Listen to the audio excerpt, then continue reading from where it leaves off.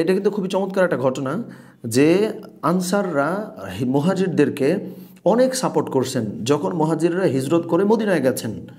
তো হুনায়নের যুদ্ধে যখন অনেক গনিমত পাওয়া হইলো, এটা সম্ভবত হুনায়নের যুদ্ধই হবে, তো অনেক গনিমত পাওয়া গেল বা অনেক সম্পত্তি পাওয়া গেল, এইগুলো রাসূলুল্লাহ সাল্লাল্লাহু আলাইহি ওয়াসাল্লাম মুহাজিরদেরকে একটু বেশি বেশি দেওয়ার চেষ্টা করতেছেন, বুঝছেন, মানে মুহাজিরদেরকে একটু বেশি করে দিচ্ছেন।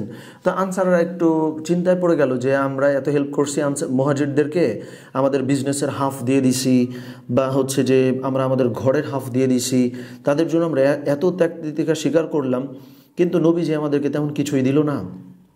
এইভাবে চিন্তা করতেছিল, বুঝছেন। সো চিন্তা করলে এখানে আপনি যে দুর্দান্ত জিনিসটা আলহামদুলিল্লাহ শিখতে পারবেন বা ইনশাল্লাহ শিখতে পারবেন যে আপনার টিমের, যখন আপনি আপনার টিমকে বা আপনার পরিবারের লোকজনকে কিছু জিনিস দিবেন, সবাই তো ভাই আপনি সমান কিছু দিতে পারবেন না, তাই না? এমন কি আসলে সম্ভব যে আপনি যে কোনো একটা ঈদে সব আত্মীয় স্বজনকে ভরপুর জিনিসপত্র দিতে পারবেন? এটা কি সম্ভব নাকি?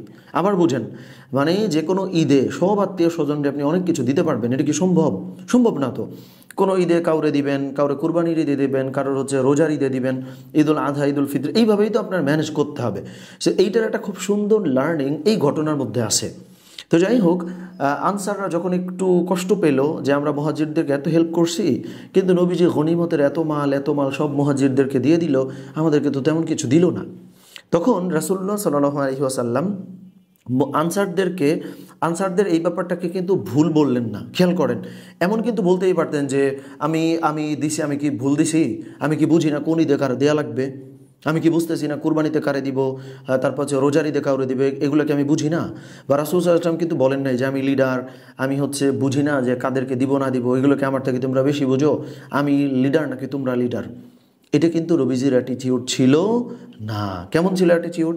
রাসূলুল্লাহ সাল্লাল্লাহু আলাইহি ওয়াসাল্লাম দেখেন, সুবহানাল্লাহ কি সুন্দর করে তাদেরকে বুঝাইলেন যে দেখো, আমি যখন তোমাদের মদিনাতে আসছি, আসার পরে তোমরা একটু খেয়াল করে দেখো, তোমাদের এই গ্রোথ আসছে না, তোমাদের হচ্ছে বিজনেস বেড়েছে, তোমাদের অনেকেই আলহামদুলিল্লাহ দিনের পথে আসছো, বা হচ্ছে অলরেডি তোমাদের অনেক কিছু আছে, তারপরে হচ্ছে যে তোমরা তাদেরকে হেল্প করতে পারছো, তোমাদের এত ক্ষমতা আল্লাহ সুবহানাহু ওয়া তাআলা দান করছেন, বা আমি আসার পরে তোমাদের এই সমৃদ্ধি হয়েছে, ফলে তোমরা এটা নিয়ে মনে কিছু কইরো না, কারণ ওদের তো আসলে কিছুই সেই অর্থে ছিল না, দ্যাটস ওয়াই আমি মুহাজিরদেরকে এত কিছু দিলাম।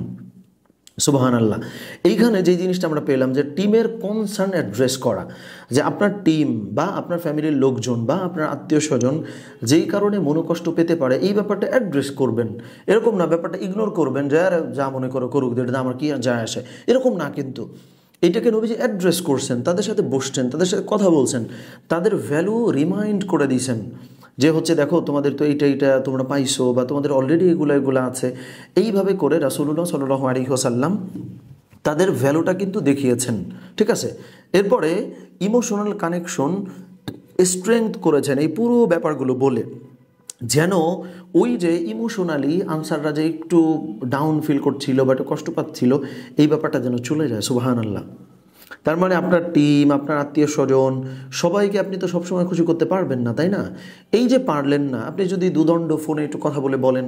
এখন অনেক সময় আমরা হয় কি যে মনে করি এইগুলো বলবো আমি তো ছোট হয়ে যাব। ভাই, আমরা কেউ কিন্তু ছোট হই না।